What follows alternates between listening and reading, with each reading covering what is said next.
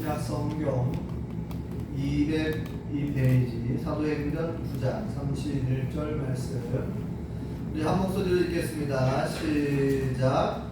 그리하여 온 유대와 갈릴리와 사마리아 교회가 평안하여 든든히 서가고 주를 경외함과 성령의 위로로 진행하여 수가 더 많아지니라.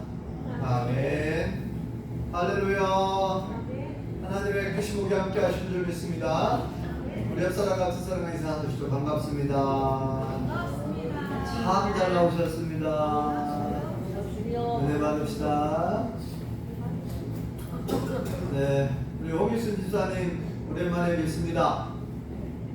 건강하시죠? 네, 계속 투석 중에 있으신데 대전에서 오늘 큰하나님과 함께 같이 예배드리게 되어서 반갑고 감사합니다. 올해 우리 교단 총회 표가 있는데 미리 이제 주부에다가 적어놓긴 했는데 무슨 분들이 보셨는지 모르겠지만 올해 우리 교단 총회 표어는 성령의 능력으로 부흥하는 교회라는 말씀입니다. 성령의 능력, 한번 하실래요? 성령의 능력으로 부흥하는 교회. 우리 용평교회가 이 교단 총회 표어처럼 성령의 능력으로 부흥하는 교회가 될 수 있기를 간절히 바랍니다. 새벽에 지금 보고 있는 말씀이 사도행전 8장인데요. 이 사도행전 전체 내용이 성령의 능력으로 교회가 부흥하는 모습들이 기록되어 있어요. 예수님 말씀처럼 예수님께서 승천하시기 전에 제자들에게 오늘 우리에게 주시는 말씀 사도행전 1장 8절에 보면 이런 말씀이 있죠. 오직 성령이 너희에게 임하시면 너희가 권능을 받아 예루살렘과 온 유대와 사마리아와 땅 끝까지 이르러 내 증인이 되리라. 이렇게 말씀해 주셨는데요. 예수님 말씀처럼 오순절 마가의 다락방에 성령 충만함을 받고 약 120명의 성도들이 함께 합심하여 기도했죠. 예수님께서 예루살렘을 떠나지 말고 내가 약속한 보혜사 성령을 받을 수 있도록 기도하라고 했고 오순절 마가의 다락방에 120명의 성도들이 함께 모여 기도했어요. 예수님의 제자들과 함께. 그래서 예수님께서 승천하신 지 며칠 만에 오셨다 그랬어요? 성령이 열흘 만에 오순절 마가의 다락방에 하나님의 영 성령님이 강림하신 줄 믿습니다. 성령님이 강림하시면서 거기에 있는 약 120여 명의 성도들이 성령 충만함을 받고 방언이 방언사가 임하고 방언이 막 터지고 전 세계 언어로 막 말을 하니까 오순절 명절날 전 세계에 흩어졌던 유대인들이 하나님께 예배드리기 위해서 모여왔는데 그 신기한 광경을 보고 놀라워하잖아요. 어떤 사람 저 사람들이 술에 취한 것이 아니냐 이렇게 오해하는 사람도 있었고 그래서 이제 베드로 사도가 술 취한 것이 아니라 지금 시간이 오전 낮 시간인데 술 취한 게 아니라 사실 뭐 세술에 취했다고 그렇게 보는 거죠. 성령 충만을 받은 것이다. 요엘 선지자를 통해서 예언된 그 예언이 지금 이루어졌다는 거죠. 말세에 하나님께서 말세에 요엘 선지자를 통해서 하시는 말씀 말세에 내가 내 영을 하나님의 사람들에게 내 백성들에게 부어주겠다고 그 요엘서에 나오잖아요. 그래서 젊은 사람들이 성령 충만한 것도 환상을 보고 이렇게 하는 여러 역사들이 요엘서에 기록되어 있는데 그 예언의 말씀이 지금 이루어진 거라. 그래서 이 예수님께서 우리를 구원하여 주시기 위해서 이 땅에 오셨고 십자가에 못 박혀 돌아가셨는데 그의 약속대로 하늘 만에 다시 살아나셨다는 거예요. 그래서 그 예수님은 우리의 메시아입니다. 구세주이십니다. 라고 증거하잖아요. 베드로 사도가. 그때 사람들이 양심에 막 찔림을 받고 어찌할꼬 우리 어떻게 해야 됩니까? 그러니까 회개하고 예수 그리스도를 믿으라는 거예요. 그러면 성령을 선물로 받을 것입니다. 그래서 베드로의 이 첫 설교를 듣고 3,000명이 회개하고 돌아오는 역사가 일어납니다. 그래서 이제 예루살렘 초대 교회가 시작되는 거예요. 교회가 개척되고 교회가 세워지게 되죠. 예루살렘 교회. 그리고 이 예루살렘 교회가 세워진 이후에 또 베드로와 요한이 그 성전 민문에 앉아 있는 남에서부터 하반신 마비 장애인을 또 고쳐주십니다. 하나님께서 역사해 주셔가지고 일어나 걸어라. 은과 금은 우리에게 없지만 우리에게 있는 나사렛 예수의 이름으로 명하노니 일어나 걸어라 하니까 그 사람이 벌떡 일어나서 걷고 뛰며 하나님을 찬양하는 거죠. 거기에 모여있던 수많은 사람들이 또 베드로와 요한을 막 주목하여 바라보는 거죠. 우리의 능력으로 이 사람을 치료하는 게 아니라 하나님이 역사하여 주시고 예수님께서 이 사람을 고쳐주신 거라고 증언을 하면서 또 예수로서 복음을 증거합니다. 그래서 또 거기에 있는 수많은 사람들이 막 예수님을 믿게 됩니다. 5,000명도 믿고 돌아온 역사가 일어나. 또 이후에 또 크게 더 크게 막 부흥하죠. 수많은 사람들이 막 예수님을 믿게 됩니다. 수만 명 이게 교회가 이게 크게 부흥하게 되는데 그러면서 이제 초대교회에 7 집사님을 세우게 됩니다. 수가 많아지면서 7명의 집사님을 임명하고 세우게 되는데 스데반 집사님이 마을 회당에서 복음을 전하다가 이제 돌에 맞아 죽는 순교 사건이 일어나죠. 순교 사건이 일어나는데 순교를 당하면서 이제 이 사내들인 공의원들 예수님을 십자가에 못 박으려고 주동했던 주동자들, 대제사장들과 서기관들, 바리새인들 이런 사람들이 이제 교회를 핍박하고 박해하는 거예요. 그 가운데 사울도 사도 바울의 본명이 사울이잖아요. 바울의 본명이 사울입니다. 사울은 큰 자라는 뜻이고 바울은 작은 자라고 하는 뜻인데 사울이 예수님을 만나고 자기 이름을 개명을 하죠. 작은 자라고 하는 뜻으로. 이 사울이 바울이 되기 전에 사울이 이제 앞장서서 믿는 사람들을 잡아다가 감옥에 막 가둬요. 그러면서 이제 예루살렘 교회가 큰 대핍박이 임하면서 예수님의 제자들 위에는 다 뿔뿔이 흩어졌다고 했어요. 스데반 집사님의 순교 사건 이후로 교회가 대핍박을 받으면서 예수님의 제자들 위에는 다 뿔뿔이 흩어집니다. 그러면서 예수님이 말씀하신 그 말씀이 이루어집니다. 예루살렘과 온 유대와 사마리아와 땅 끝까지 이르러 증인되리라 그랬잖아요. 그래서 이들이 뿔뿔이 흩어지면서 온 유대 지방, 남쪽 유다, 그 다음에 위로 올라가면은 사마리아가 있죠. 가운데 사마리아 지역에 복음이 전해지고 또 북쪽의 갈릴리 그리고 땅 끝까지 해외 선교까지 유럽, 아시아, 유럽, 이렇게 아프리카 이렇게 전 세계로 복음이 전해지는 그 과정이 이 사도행전에 기록이 되어 있어요. 그래서 이 사도행전이라는 말은 사도행적, 사도들의 발자취, 예수님의 제자들이 어떻게 복음을 전해가지고 교회가 세워지고 어떻게 전 세계로 복음이 확장되어 갖고 교회가 개척되어졌는지 그 과정이 기록되어 있어요. 그래서 사도행전을 성령행전이라고도 말을 해요. 성령행전. 그래서 성령님의 역사, 성령님의 능력을 받은 이 사도들과 집사님들과 성도님들이 열심히 복음을 전하고 열심히 병자도 치료하고 이렇게 해서 크게 이제 하나님의 나라가 확장되어 가게 되죠. 그래서 우리 교단 총회 표하고 너무나 딱 맞죠. 이 사도행전 말씀하고 성령님의 능력으로 부흥하는 교회. 초대 교회가 그렇게 부흥했고 또 초대 기독교 수많은 교회가 그렇게 개척이 되고 부흥을 했어요. 그래서 오늘 말씀에 보면 오늘 한 구절만 봤잖아요. 31절, 9장 31절에 보면은 그 내용을 함축적으로 지금 기록하고 있는 거예요. 31절 다시 한번 읽어볼까요? 시작. 그리하여 온 유대와 갈릴리와 사마리아 교회가 평안하여 든든히 서가고 주를 경외함과 성령의 위로 진행하여 수가 더 많아지니라. 아멘. 이렇게 예루살렘과 온 남쪽 유다와 그 다음에 사마리아 지역, 그 다음에 북쪽의 갈릴리, 이렇게 쭉 땅끝까지 이제 복음이 전해지는데요. 오늘 9장 31절까지는 사마리아 지역까지, 갈릴리 지역까지 복음이 전해진 것을 이렇게 기록하고 있습니다. 여기 보면은 성령의 위로로, 그렇죠? 평안히 든든해서 갔다. 교회가 이 각 지역에 이제 교회가 세워지잖아요.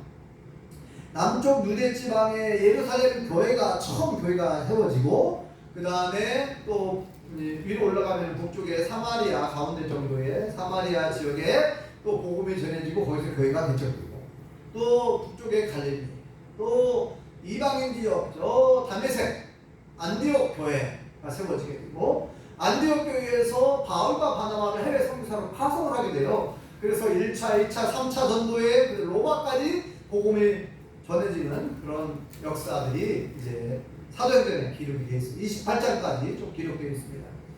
자, 중요한 것은 성령님께서 역사하셔서 사람의 힘이 아니라 사람의 어떤 수단과 방법, 사람이 가지고 있는 어떤 기술이라든지 경험이라든지 사람의 지혜가 아니라 성령님의 역사하심, 성령님의 지혜, 성령님의 도우심으로 교회가 세워지고 개척되고 부흥한 줄 믿습니다. 마찬가지로 오늘 우리 용평교회도 성령님의 능력으로 부흥하는 교회가 되어야 될 줄 믿습니다. 우리가 인간적으로 볼 때는 용평교회가 뭐 발전할 가능성이 있나, 부흥할 가능성이 있나, 이렇게 작은 교회, 이렇게 교회 수가 적고 마을 주민들도 아무리 얘기를 해도 교회에 나오지도 않는데, 이렇게 이제 우리가 인간적으로 생각할 때는 희망이 없어 보이죠. 소망이 없어 보이죠. 에스겔서에 보면은 꼭 우리와 같은 생각을 가지고 있는 사람들이 많이 있었는데, 에스겔 37장 14절에 이제 그 말씀이 나와요. 내가 내 영을 부어주겠다, 이런 표현이 나오거든요. 에스겔 37장 앞부분에는 어떤 내용이 나오냐면은 마른 뼈가 살아나는, 마른 뼈. 어느 날 하나님께서 에스겔 선지자를 어느 골짜기로 데려가죠. 하나님의 영이 그를 데리고 갔다 하잖아요. 데리고 갔는데 어떤 골짜기로 데리고 가요. 그 골짜기를 보게 되는데 어느 커다란 골짜기에 수많은 사람들 죽어있는 뼈들이 보입니다. 수많은 사람들이 죽었는데 뼈가 가득해요. 골짜기에 뼈가 가득해. 근데 얼마나 오랬는지 먼지가 풀풀 날릴 정도로 그냥 그렇게 오래됐어요. 살아날 희망이 없죠. 완전히 바싹 마른 뼈들만 살아요. 뼈들만 있으니까. 근데 하나님께서 에스겔 선지자가 이렇게 물어봅니다. 야, 에스겔아, 너 보이는 저 뼈들이 살아날 수 있겠느냐? 한번 물어봐요. 그러니까 에스겔 선지자가 뭐라고 대답하죠? 에스겔 선지자가 뭐라고 대답할까요?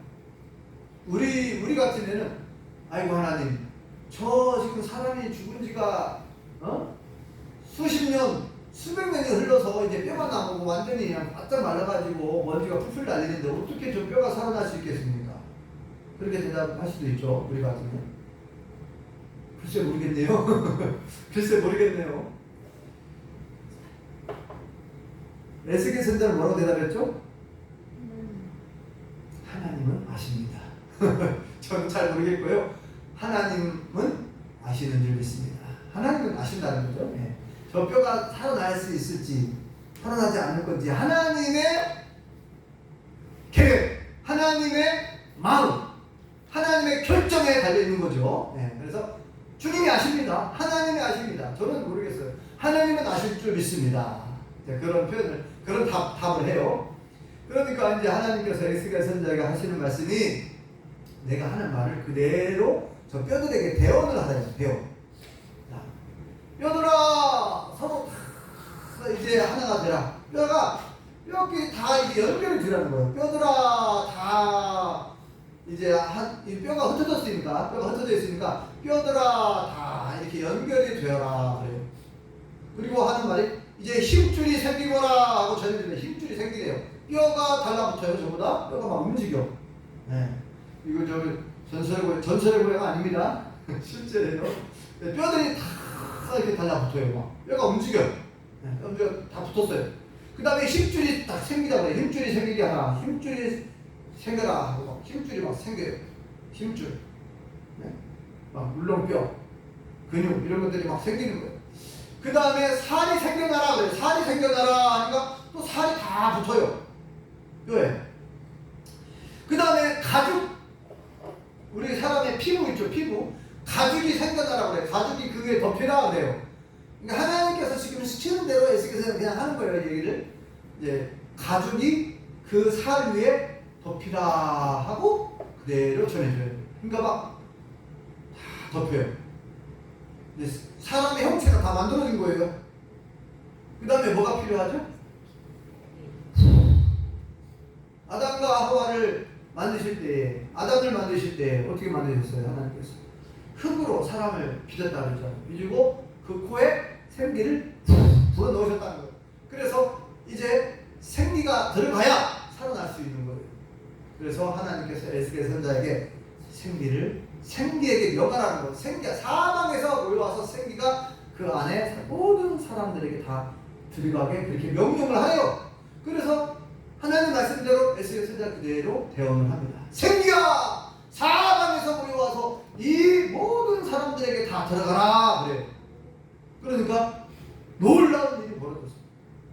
막 이제 막 사람들이 다 살아났어요. 다 일어났습니다. 그래서 큰 군대를 이루었다 그렇게 기록하죠. 아멘. 그러면서 뭐라고 말씀하냐면은 이들은 누구냐? 이들은 이스라엘 민족이다. 이스라엘 민족.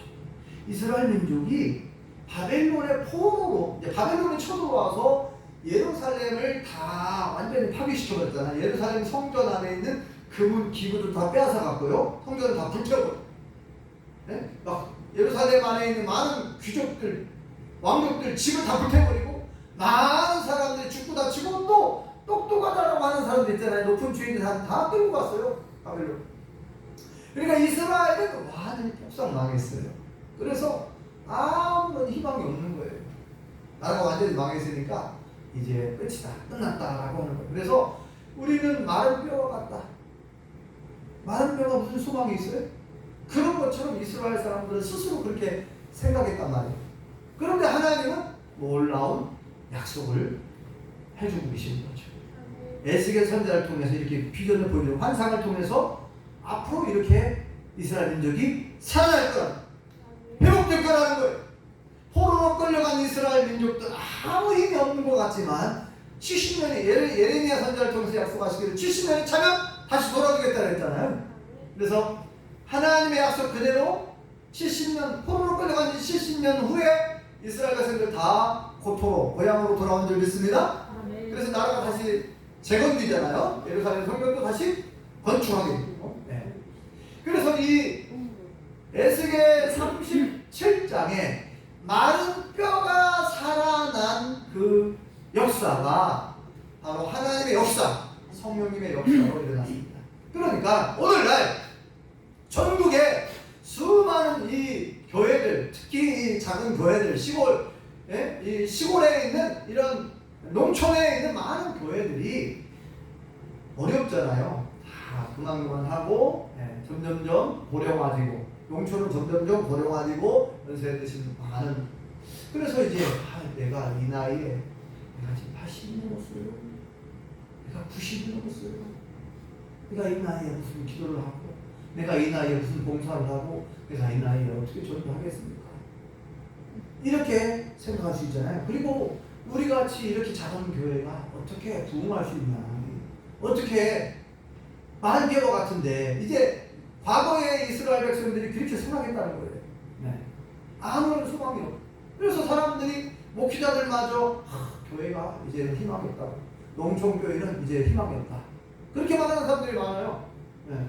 특히 이제 코로나가 3년 동안 코로나가 지나갔잖아요. 3년 정도. 그러면서 전국에 특히 이제 도시교회가 크게 변화가 많이 있었다고 하는데 이 굉장히 많은 교인 수가 줄었다는 거죠. 도시교회들. 농촌교회도 어려움이 있지만 도시교회에서 더 막 그런 죽는 소리를 합니다. 교육수가 많이 줄었다고. 그래서 어려워하죠. 그래서 우리 교단에서 이런 표를 이제 지도자들이 만든 것 같아요. 이 코로나를 겪으면서 도시에 많은 교회가 교육수가 줄고 어려워졌는데 다시 우리가 성령의 능력으로 부흥하는 교회가 되어야 되겠다 하고 이제 이런 표를 만든 것 같아요. 그래서 오늘 제가 새벽에 지금 사도행전 말씀을 보면서 이 우리 교단 총회 표의 말씀을 다시 한번 생각하면서 다시 한번 우리도 사람의 생각으로는 도저히 불가능한 일입니다. 사람의 생각은 도저히 불가능한 일이에요. 나라가 완전히 망했는데 어떻게 나라가 다시 소생합니까? 다 머리 똑똑한 사람들 다 바벨론 포로로 끌려가고 이제 남아있는 사람들은 뭐 힘없는 사람들 남아서 그냥 농사 좀 지을 정도로 남아있는 사람들은 소수였잖아요. 많은 사람들 포로 끌려 많은 사람 죽고 다치고 그래서 이제 이스라엘이 폭삭 망한 줄 알았는데 하나님이 함께 하십니까? 마른 뼈가 살아나는 놀라운 역사.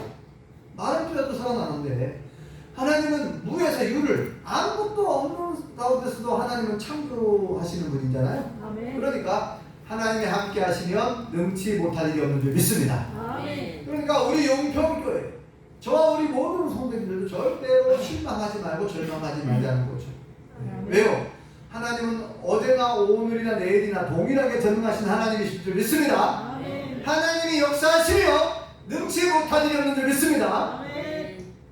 그렇기 때문에 오늘 이 말씀을 근거로 해서 성령님이 역사하시고 성령님이 도와주시니까 그 예루살렘에 정말 어떻게 보면 이 예루살렘 그 당시에 예수님이 십자가에 못 박혀 돌아가신 지 그리고 부활하신 지 얼마 안 된 상황이었고 그 당시의 문화가 그 당시의 그 배경이 뭐냐면 그 당시의 상황이 예수님 믿는 사람들에게는 물론 예수님이 부활하심으로 이제 소망을 갖게 되었지만 대대적으로 쉽게 말하면은 정부 로마 정부가 따로 있었지만 그 당시에 유대인들에게 있어서 사내들인 공의원이라고 하는 유대인들의 최고 의결 기구예요. 그게 우리식으로 말하면 국회의원들. 사내들인 공의원들이 70명이었는데 70명 이 유대인들의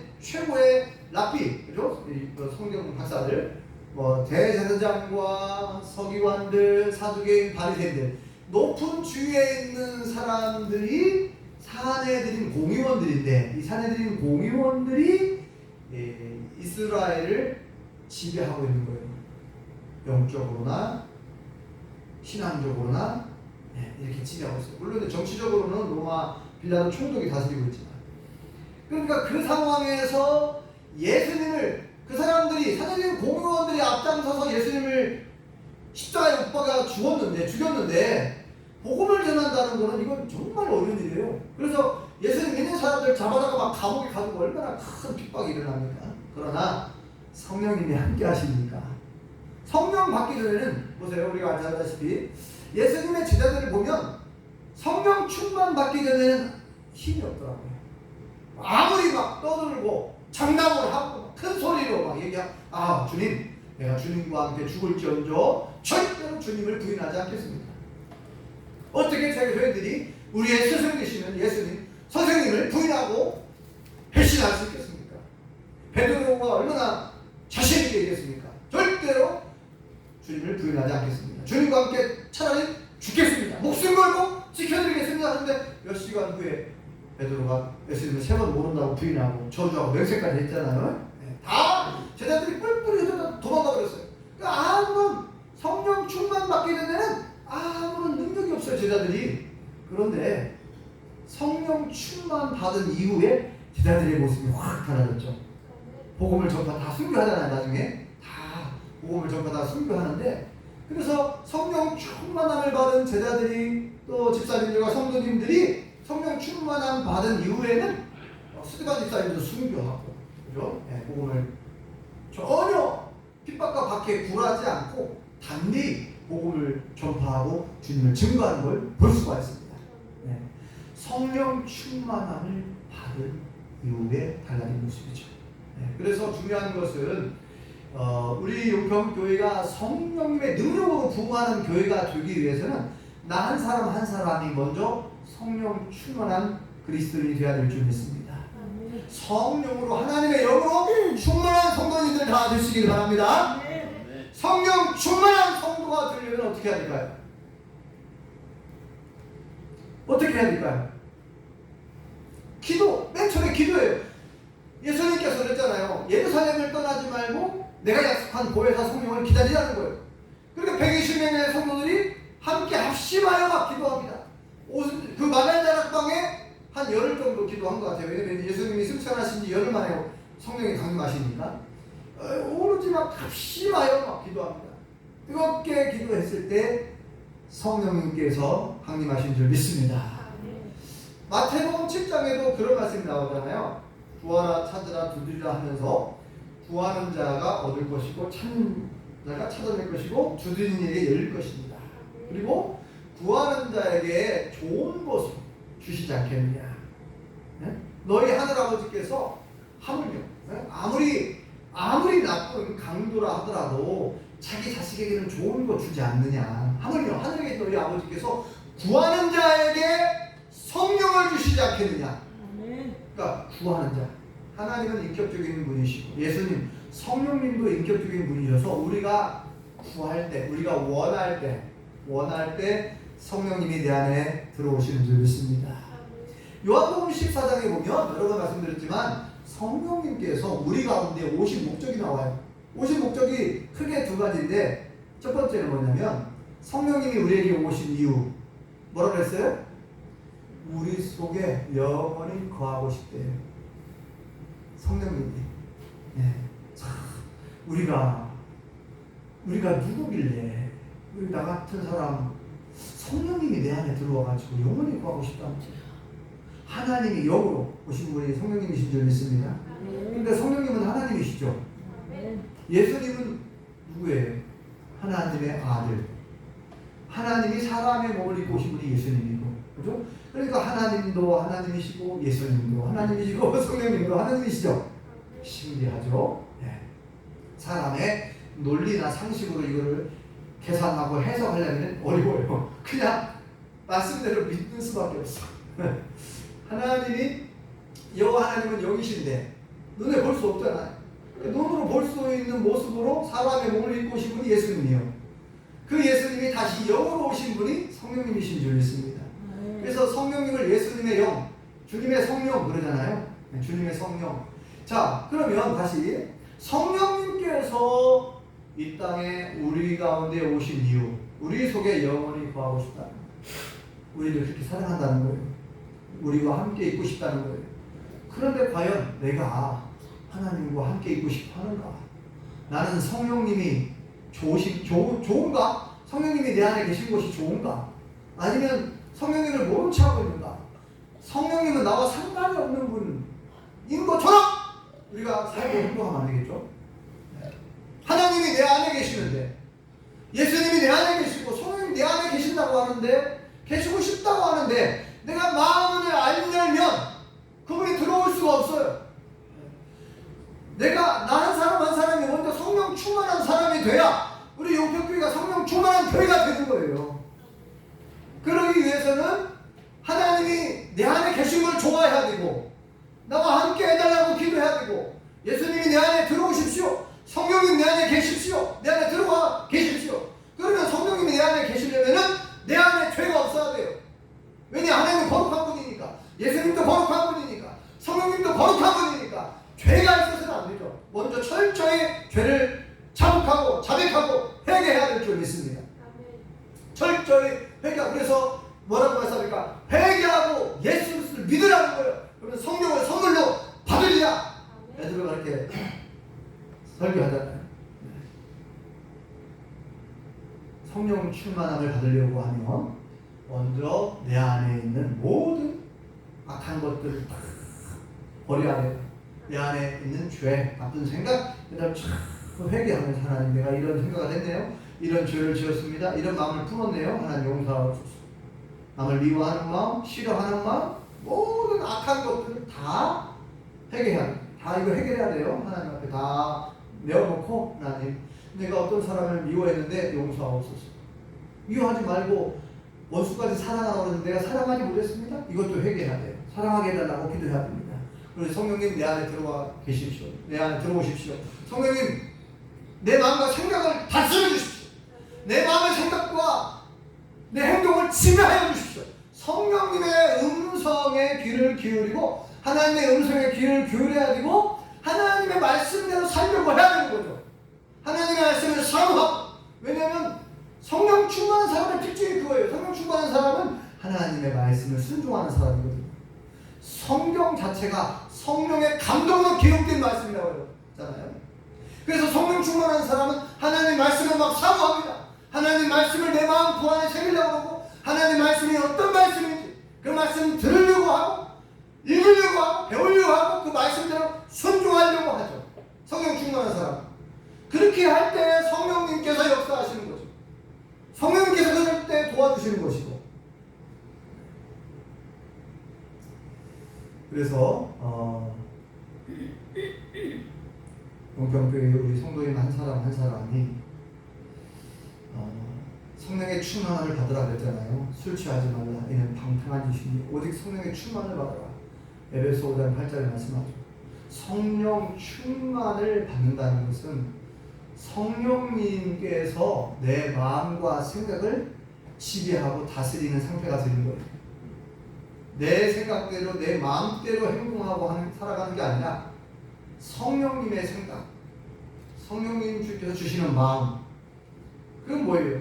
결국은 하나님의 말씀대로 살아가는 거죠. 하나님 말씀에 순종하는 것이죠. 성령님의 생각은 성령님의 그 다스림. 그래서 말씀으로 충만하고 기도로 충만해야 된다. 그렇게 지난번에 말씀드렸었죠. 그래서 말씀 충만 더하기 기도 충만은 성령 충만입니다. 이렇게 말씀드린 기억나세요? 하나님의 말씀으로 충만하고 기도로 충만할 때 성령으로 충만하게 될 줄 믿습니다. 성령으로 충만한 우리 모든 성도님들이 되시고 우리 용평교회가 성령으로 성령님의 능력으로 부흥하는 교회가 될 수 있기를 예수님의 이름으로 축원합니다. 기도하겠습니다. 여호와 하나님 은혜를 감사합니다. 오늘 말씀을 통하여 초대교회가 예루살렘 교회가 세워지고 어떻게 복음이 전파되고 온 유대와 사마리아와 갈릴리까지 또 전 세계에 어떻게 복음이 전해지고 하나님 나라가 확장되었는지 사도들의 발자취를 잠시 돌아보았습니다. 아버지 하나님, 에스겔 선지자가 보았던 마른 뼈가 살아나는 그 환상을 통하여 하나님께서 이스라엘 백성들에게 비전을 심어주었던 것처럼 우리 용평교회 모든 성도님들도 오늘 말씀을 통하여 하나님께서 주시는 비전을 품게 하여 주옵소서. 아멘. 꿈을 꾸게 하여 주시옵소서. 아멘. 우리 용평교회가 성령님의 능력으로 부흥하는 교회, 그 교회를 우리가 꿈꾸며 말씀과 기도로 성령 충만한 가운데 복음을 전파하며 주님을 증거하는 우리 교회가 되게 하여 주시옵소서. 아멘. 예수님의 이름으로